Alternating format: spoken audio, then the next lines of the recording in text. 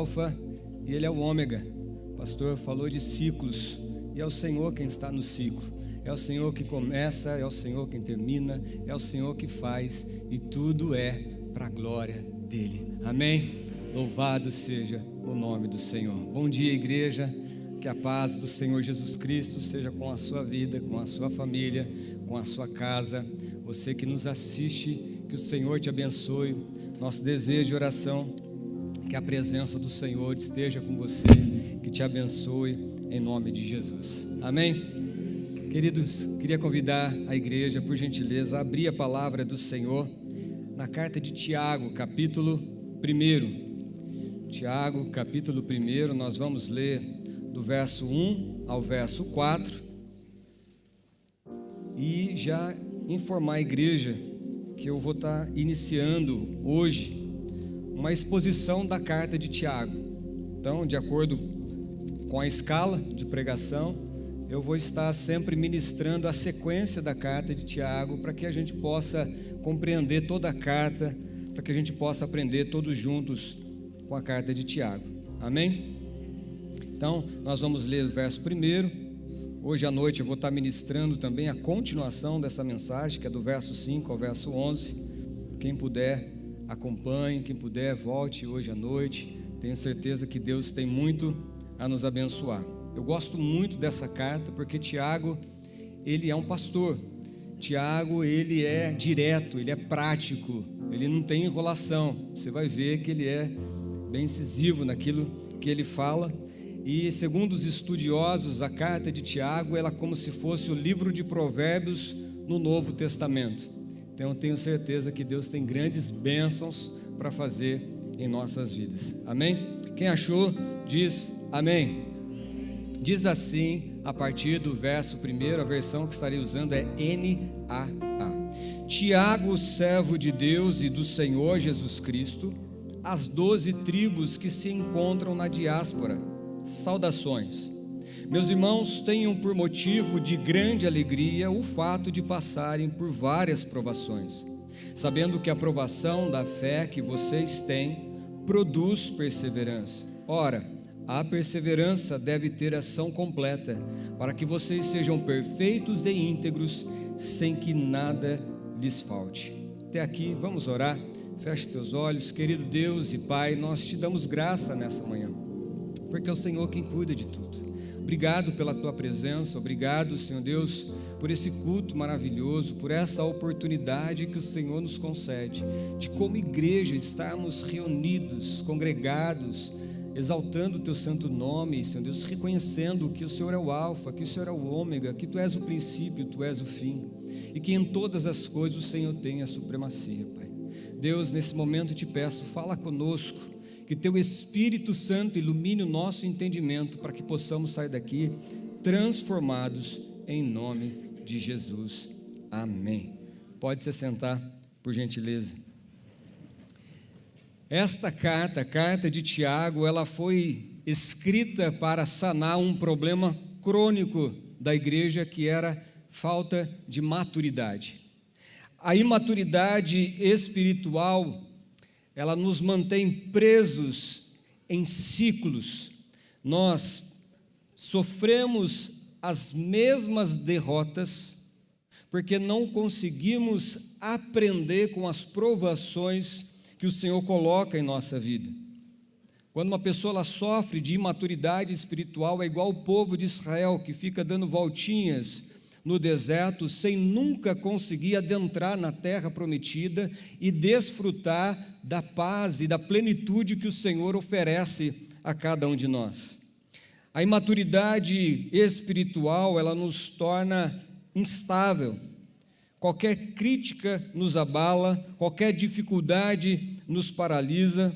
É como uma criança que constrói um castelinho de areia e depois que termina, vem a onda, derruba tudo e ele tem que começar tudo de novo. Sem maturidade não há constância e sem constância não há crescimento. E Deus não nos chamou para sermos eternos iniciantes, pelo contrário, o Senhor nos chama para sermos firmes, para sermos íntegros, para perseverarmos na fé. E à medida que nós crescemos e amadurecemos na fé, o Senhor, Ele amplia o nosso entendimento e revela para nós coisas muito mais profundas que outrora nós não tínhamos capacidade de saber. Quando nós temos maturidade espiritual, nós deixamos de ser guiados pelas emoções e passamos a viver de acordo com as convicções baseadas na palavra de Deus, que é a verdade. Conforme nós amadurecemos na fé, nós discernimos qual é a vontade de Deus e o que é aquilo que é a vontade do nosso coração. Tiago, o autor dessa carta, ele era pastor da igreja de Jerusalém. E ao ver as lutas, as provações que aquele povo estava enfrentando pelas perseguições, ele escreve esta carta inspirado pelo Espírito Santo para nos ajudar a crescer na fé. Eu tenho certeza que o desejo de Deus, como nosso Pai, é ver os seus filhos crescendo a cada dia, a cada instante, para que possamos ser mais parecidos com o Senhor Jesus Cristo. Amém, queridos? Eu convido você junto a embarcarmos nessa jornada, nessa história, nessa carta de Tiago. Eu tenho certeza que Deus tem muitas bênçãos para fazer em nossas vidas. Amém? Tiago, ele inicia essa carta se apresentando da seguinte forma. No verso 1, você pode ler, diz assim: Tiago, servo de Deus e do Senhor Jesus Cristo. Este Tiago, ele é irmão de Jesus, irmão de sangue de Jesus e de Judas, não Iscariotes, antes que você se escandalize.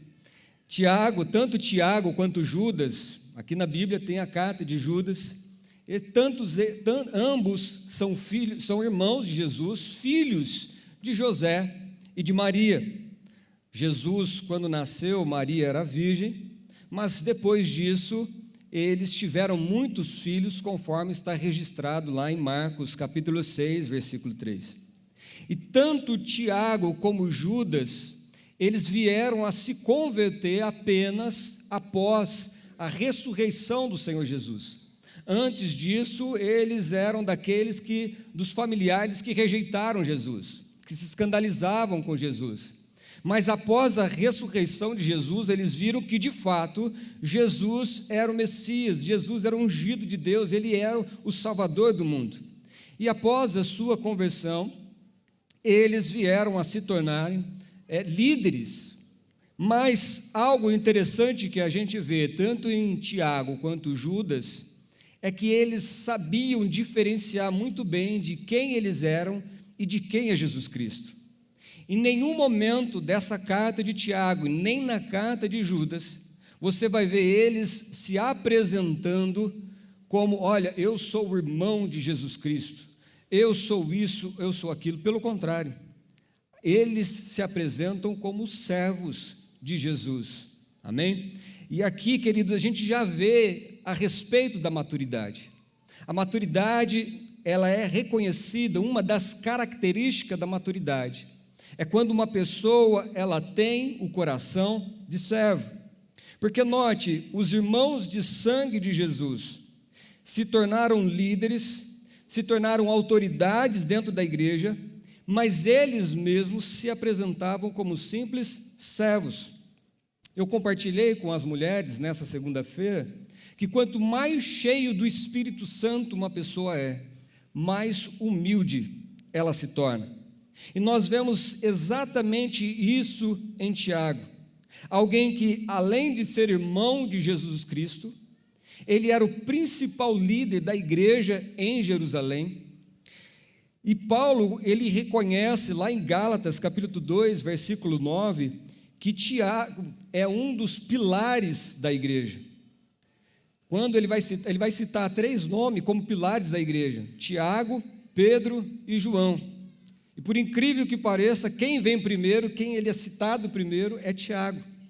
Lá no Concílio de Jerusalém, em Atos capítulo 15, onde tudo estava começando, era novo, e eles estavam discutindo se era necessário fazer a circuncisão nos novos convertidos, nos cristãos. E ali Pedro, ele traz a sua visão.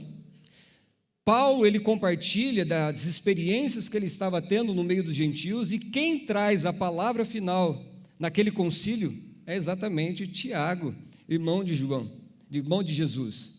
E por mais que ele fosse irmão de Jesus, por mais que ele fosse um dos pilares da igreja, reconhecido como uma autoridade, quando ele se apresenta, ele se posiciona como apenas um simples servo. Eu lembro lá em Macapá, uma vez, no final do culto, no pós-culto, assim que terminou, eu gosto de cumprimentar as pessoas, eu fui cumprimentar um dos visitantes, e uma irmã da nossa igreja, ela veio e apresentou, falou: olha, pastor, esse é o meu irmão que eu te falei. Eu falei: sim, você é pastor. Ele deu um passo para trás e ele falou assim: bispo. Eu falei: opa, desculpa, é que como assim, existe em algumas igrejas uma certa hierarquia, é como se o pastor estivesse aqui, o bispo estivesse aqui, o apóstolo estivesse aqui, e não contente, agora eles criaram um tal de pai apóstolo, que é acima de todos. Queridos, quase que eu falei: oh, desculpa, adorável, né? Queridos, na igreja, entenda isso, não tem diferença. Pastor, membro, todos nós somos membros do mesmo corpo, e diante de Deus nós temos o mesmo valor. O que a mão vai fazer, o pé não pode fazer, o coração não vai fazer. Cada um tem a sua importância, mas o coração, a visão que nós temos que ter, é que nós somos apenas simples servos do Senhor Jesus. Amém? E quando nós falamos de maturidade cristã, existe um padrão e referencial que nós temos que buscar. A nossa maior referência é o Senhor Jesus Cristo. Ele é descrito como o varão perfeito. E ele, mesmo sendo o Rei dos reis, Senhor dos senhores, quando ele andou entre nós, a Bíblia diz que ele não veio para ser servido, mas para servir e dar a vida para resgate de muitos. Veja, meus irmãos, eu não estou falando de qualquer um, eu estou falando de Jesus Cristo, o Rei da glória, o Criador dos céus e da terra. Eu estou falando daquele que é o alfa e o ômega, que nós acabamos de cantar. Eu estou falando daquele que o seu nome está acima de todo nome, e mesmo ele sendo o bambambam, o nosso Senhor, o nosso Salvador, ele, quando veio aqui nessa terra, ele veio para servir e não ser servido. Ele é o nosso maior exemplo. E já fica essa deixa. Nós, na igreja, nós estamos precisando de servos, de voluntários. Infelizmente, o pastor Giovanni compartilhou comigo que teve alguns cultos que nós não pudemos abrir o berçário por falta de voluntários. Então, se Deus tocar no seu coração, você tem um coração de servo, procure os pastores, tem muita coisa para a gente fazer aqui. Amém, queridos? Elizabeth George, ela citando um dos especialistas na linguagem grega, ela diz que essa palavra servo, escravo, que consta aqui na carta de Tiago, a palavra original é doulos. Doulos, ela descreve a função de um servo, a característica de um servo, de um escravo. E o interessante é que esta palavra servo, ela tem 3 características. Quais são elas? A posição de obediência completa, humildade absoluta e lealdade inabalável. Quando nós olhamos para Jesus, quando ele viveu aqui nessa terra, nós reconhecemos de forma muito clara essas 3 características. O nosso Senhor Jesus Cristo, como servo, ele teve obediência completa, ele foi obediente até a morte, e morte de cruz. O Senhor Jesus Cristo, ele teve humildade absoluta, mesmo sendo Deus, não usurpou ser igual a Deus, pelo contrário, ele se esvaziou e foi encontrado em forma de servo, em figura humana. O Senhor Jesus Cristo, ele tem essa característica de lealdade inabalável, ele foi fiel até o fim. E nós, cristãos, nós recebemos esse nome de cristãos como mini-cristos, como representantes de Cristo nessa terra, e cabe a nós termos essas características na nossa vida. Amém, queridos? Glória a Deus. Ainda no versículo 1, nos mostra que Tiago, ele escreve essa epístola às 12 tribos que se encontram na diáspora. Que palavra estranha, diáspora. O que é diáspora? Diáspora é a dispersão. É quando foi um período onde os judeus, por isso que ele fala as 12 tribos que se encontram na diáspora, que são os judeus que após se converterem ali depois do Pentecostes, eles se espalharam entre as nações, fugindo das perseguições depois do martírio de Estevão. Após Estevão ser apedrejado, começou uma grande perseguição na vida dos cristãos, e eles acabaram se espalhando, eles tiveram que deixar os seus pertences, muitos deixaram as suas casas, deixaram as suas famílias, deixaram a sua pátria, por causa da fé que eles tinham em Jesus. Então perceba que, mesmo eles sendo crentes fiéis, eles estavam enfrentando dificuldades, perseguições, provações, pobreza. Eles foram oprimidos, sendo cristãos, mas mesmo assim eles estavam sofrendo. Por isso, irmãos, percebam que o sofrimento, ele faz parte na vida de todo ser humano. Todo ser humano vai enfrentar lutas, adversidades, seja na família, seja em relacionamento, seja na vida financeira, seja na saúde. Todo ser humano vai enfrentar dificuldades, inclusive os cristãos. E o perigo de nós acreditarmos o contrário, pensarmos que pelo fato de eu ser um cristão fiel, temente a Deus, eu não vou sofrer nada, eu não vou passar por uma tribulação, por uma dificuldade. Isso é um grande risco e um grande problema, porque se nós pensarmos assim, que se eu buscar a Deus, Ele vai me proteger de tudo, vai me abençoar em tudo, logo a minha busca por Ele vai ser com essa intenção, para que Ele me proteja, para que Ele me abençoe, e eu não estou buscando Ele porque de fato eu o amo, porque de fato eu o quero, por quem Ele é. Nós estamos buscando pelo fato do que Ele tem a nos oferecer. Um outro risco, um outro perigo de nós acreditarmos nessa falácia de que se eu for fiel a Deus, nada de mal vai acontecer na minha vida, é que quando o sofrimento vier, nós iremos nos decepcionar. Nós iremos quebrar a cara e falar, não, mas eu fiz isso, eu fiz aquilo pelo Senhor, e o Senhor não me protegeu, o Senhor não me guardou.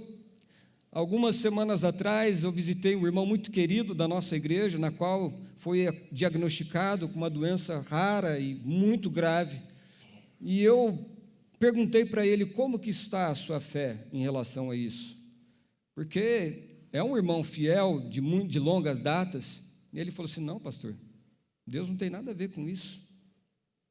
Todo mundo fica doente, todo mundo fica enfermo. Não foi culpa de Deus de eu ficar doente. Eu falei, glória a Deus por esse entendimento. Amém, queridos? Portanto, se nós cremos que a palavra de Deus é a verdade, e ela afirma que tudo coopera para o bem daqueles que amam a Deus, entendemos então que até mesmo as provações produzem algo bom, algo positivo em nossas vidas. É por isso que Tiago, no verso 2, ele vai dizer, meus irmãos, tenham por motivo de grande alegria o fato de passarem por várias provações.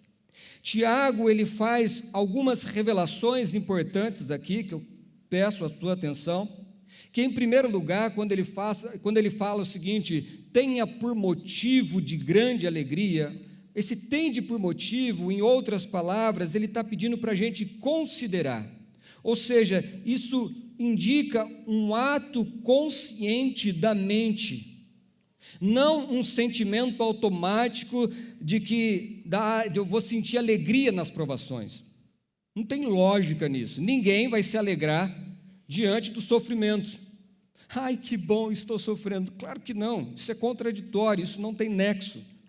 O que Tiago está falando aqui nesse versículo, queridos, está tratando de um apelo racional para interpretarmos essa situação difícil que estamos enfrentando à luz do agir soberano de Deus. É confiando que Deus produzirá, através dessa provação, benefícios futuros, ainda que esses sejam incompreensíveis no momento. Como eu havia dito, provações fazem parte da vida de todos os seres humanos, inclusive dos cristãos.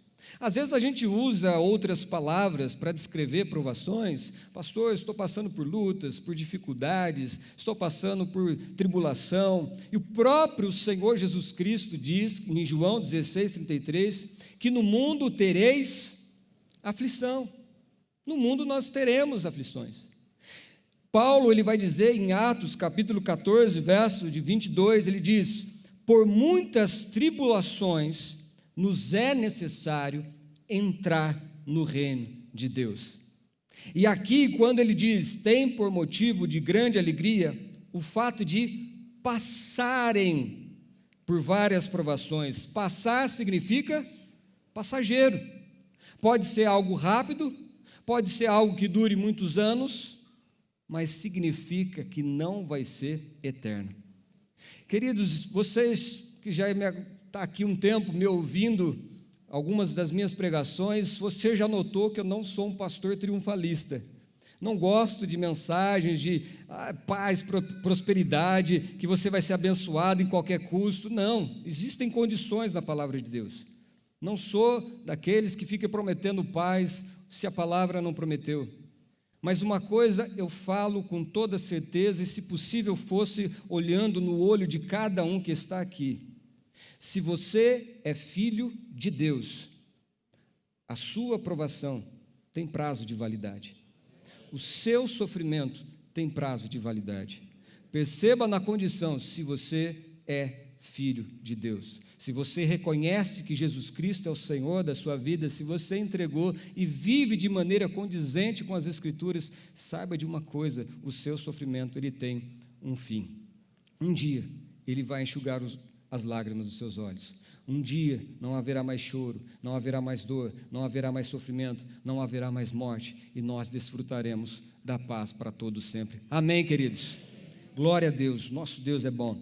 E a grande pergunta que fica, a grande pergunta que não se quer calar é essa: mas como que eu vou me alegrar diante do sofrimento? E Tiago lhe responde isso no versículo 3. Ele vai dizer: sabendo que a provação da fé que vocês têm produz perseverança. É possível nos alegrarmos na provação quando entendemos que ela não é nem punitiva e muito menos um acidente na vida cristã. A provação que eu e você estamos passando é um instrumento pelo qual Deus vai confirmar nossa fé e formar em nós a perseverança. Deus, ele usa a provação para testar, para provar a nossa fé. Vou citar um exemplo muito conhecido dos irmãos, que é, por exemplo, a vida de Jó. No livro de Jó, o próprio Deus vai dar testemunho que Jó era um homem reto, íntegro, temente a Deus e que se desviava do mal. Mas Deus, ele prova Jó, tirando dele os seus bens, tirando dele os seus filhos e tirando dele a sua saúde. Qual que era o teste que Deus estava propondo a Jó? Tem muitos que interpretam de forma errada que Deus estava querendo provar apenas para Satanás que Satanás estava errado. Pelo contrário, o principal foco na vida de Jó, a principal provação na vida de Jó, não foi para provar algo para Satanás, pelo contrário. Como Deus já havia falado e reconhecido que Jó era um homem íntegro, o teste era: você vai continuar sendo íntegro, mesmo se eu tirar os seus bens, se eu tirar os seus filhos e tirar a sua saúde?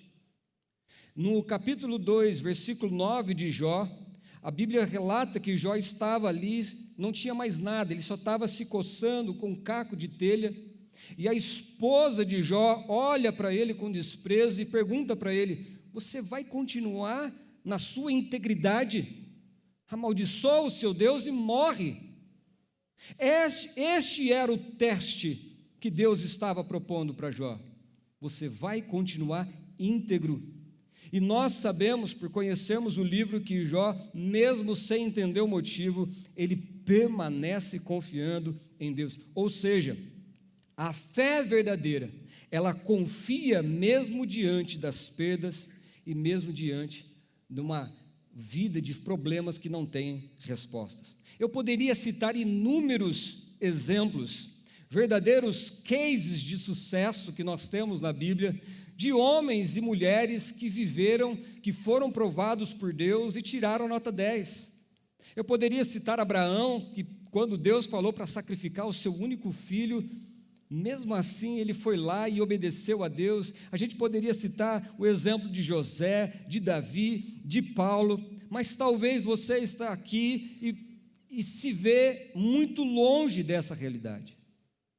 Talvez você fale assim: não, pastor, nesta prova eu falhei, neste teste eu sucumbi, eu pequei, eu neguei, eu virei as costas para o Senhor, eu não fui tão bem no teste.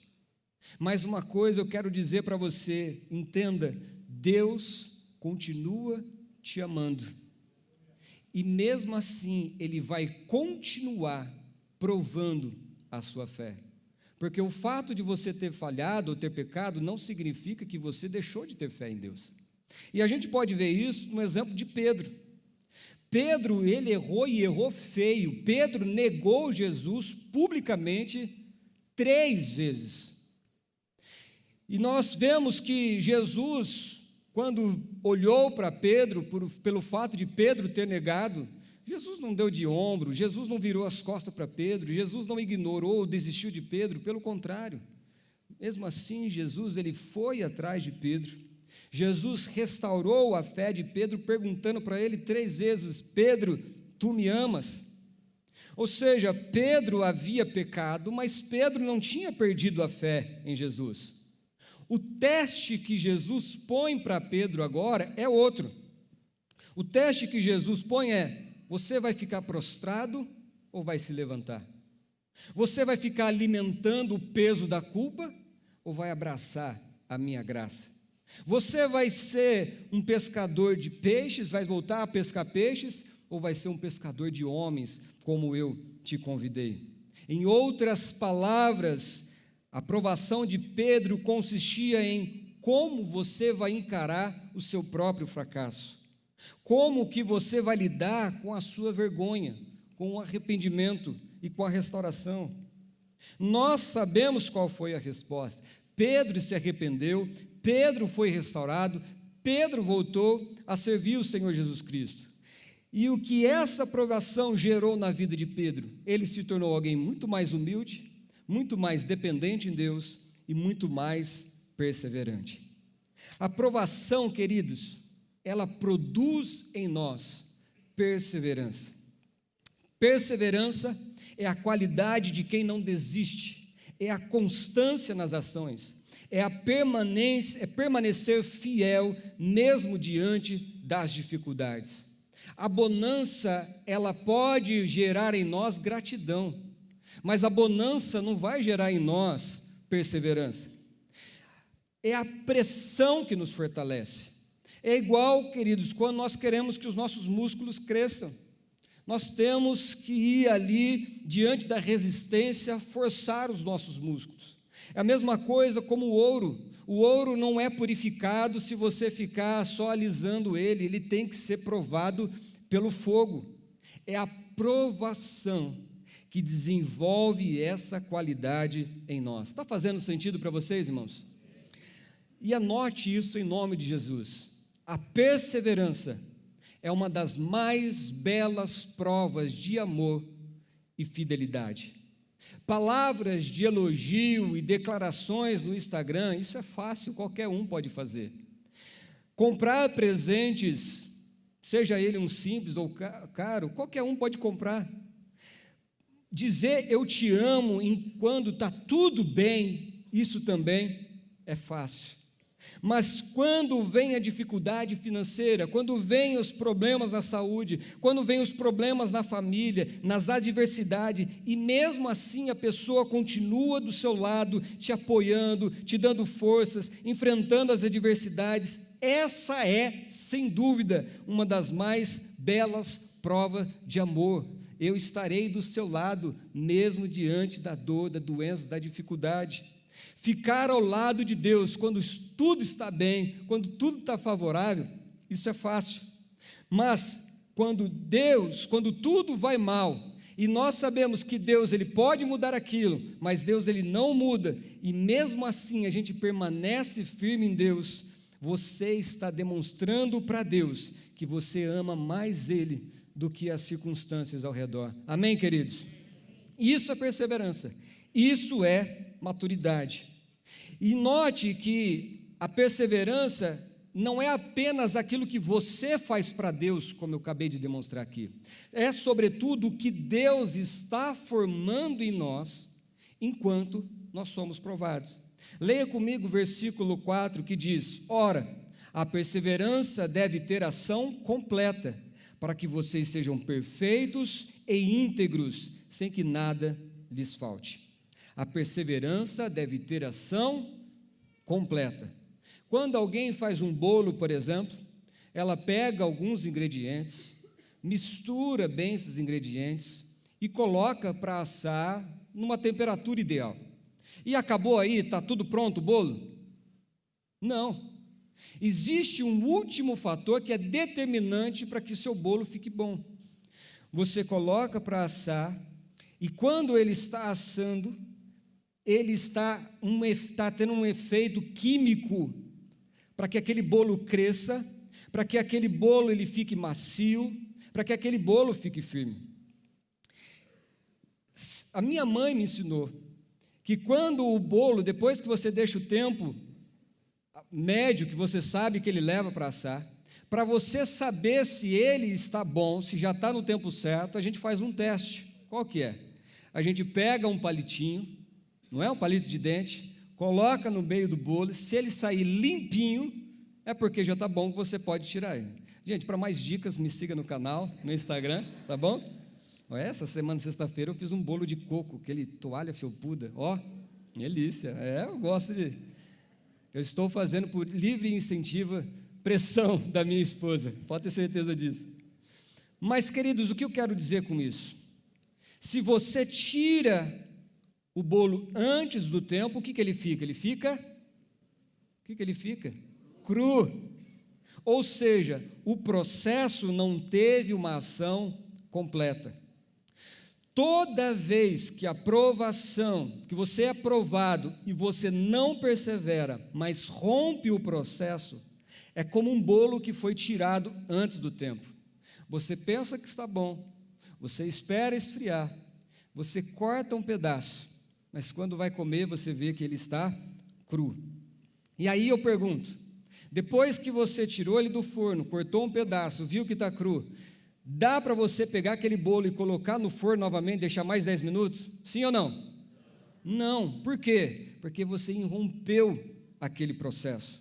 Se você deseja comer um bolo gostoso, o que você vai ter que fazer? Tudo de novo. Joga aquele fora e vai ter que fazer tudo de novo. Por isso, irmãos, a melhor coisa que podemos fazer ao passarmos por provações, nós devemos perseverar. Nós devemos agarrar em Jesus e permanecer ao lado dele, confiante de que ele cuida de nós, que ele tem pleno controle, que ele sabe dos nossos limites, até onde a gente aguenta, e ele sabe o propósito pelo qual aquela aprovação tem em nossa vida. E qual que é o propósito da ação completa, da perseverança ao sermos provados? Ele diz aqui, para que vocês sejam perfeitos e íntegros, sem que nada lhes falte. Em outras palavras, a ação completa da perseverança nos leva à maturidade. Em Efésios capítulo 2, do 8 do 8 ao 10 diz que Deus trabalha por nós, em nós e através de nós. Quem deseja ser usado por Deus, levante sua mão. Glória a Deus. Se você deseja que Deus trabalhe através de você, entenda uma coisa, que antes dele trabalhar através de você, ele vai trabalhar em você. Abraão, por exemplo, quando Deus chama ele e Deus fala, olha, você vai ser um pai de multidão, Deus sabia muito bem que Sara era estéril, que eles já estavam com uma idade avançada, que eles não tinham como fazer isso. Deus ele podia muito bem naquela hora já curar eles e eles já poderiam ter filhos, mas foi isso que Deus fez? Não, eles tiveram que passar por um trabalhar de Deus por 25 anos. José, antes de Deus usá-lo como governador e dessa forma salvar, preservar a sua família, Deus trabalhou na vida de José por 17 anos. Moisés, por exemplo, antes dele ir libertar o povo, Deus trabalhou com Moisés 40 anos no deserto. Davi, ele foi ungido a rei, mas só foi coroado a rei depois de 18 anos, depois de passar por muitas perseguições. Ou seja, maturidade não vem com o tempo se você não perseverar nas provações. A maturidade, ela não se aprende lendo livros, mas é quando nós passamos por provações. Portanto, irmãos, nós vemos claramente que as provações trabalham a nosso favor e não contra nós. É por isso que nós temos que ter por motivo de grande alegria quando nós passarmos por provações. Amém? Se coloque de pé, por gentileza.